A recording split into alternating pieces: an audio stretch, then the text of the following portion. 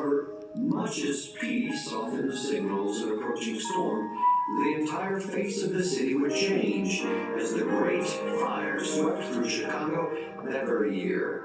Horatio had invested heavily in city real estate, and within a matter of hours, much of his personal fortune was reduced to ashes. The next 2 years brought a slow recovery. As Chicago underwent a rebuilding process, Spafford decided to give his family a fresh look at life, planning an ocean voyage to Europe for Anna and daughters Annie, Maggie, Bessie, and Tanetta, who ranged in age from 3 to 11 years. Active in evangelistic efforts at the time, the Spaffords also hoped to meet up with Dwight L. Moody, assisting him in the crusade he would be preaching in England.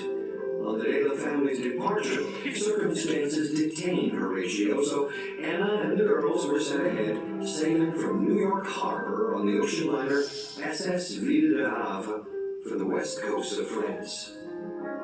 In the early hours of November 22nd, 1873, the massive French steamship would face disaster 1 week into its transatlantic journey.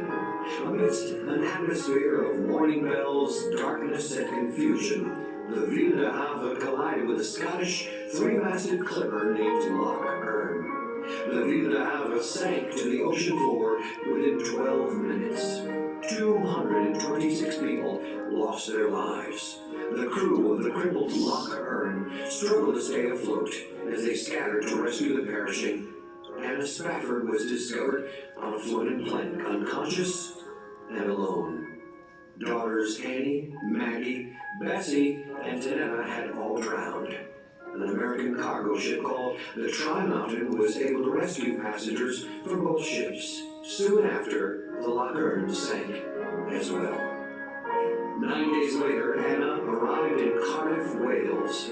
She cabled Horatio with a short, heartbreaking statement. Saved alone. What shall I do?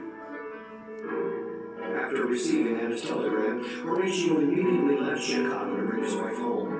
On the Atlantic crossing, the captain of the return vessel called Horatio to his cabin, informing him that they were passing over the spot where his 4 daughters had perished. As a result, Horatio would write the glorious words to "It is well with my soul." Inspired by the loss of his 4 little girls, the hymn has proved to be a testament of hope, trust, and gratitude toward a merciful Savior, and in the many decades since, a lighthouse of sorts to the grieving.